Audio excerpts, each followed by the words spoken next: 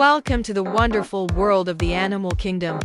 Today, we'll be exploring the diverse and fascinating realm of life on Earth, where creatures from the tiniest insects to the largest mammals live in harmony.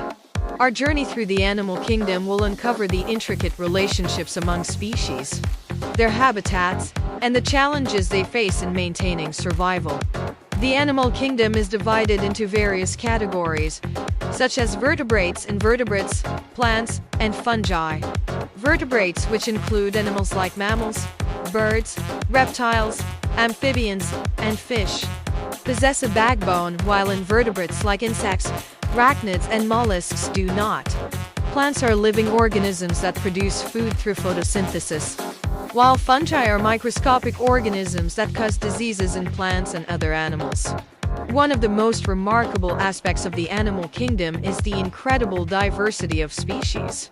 Around 390,000 different animal species have been identified so far, and it's estimated that there are many more yet to be discovered. This diversity is crucial for maintaining the balance of ecosystems, as each species plays a unique role in maintaining the health and productivity of their environment. In conclusion, the animal kingdom is a vast and fascinating realm full of life and diversity.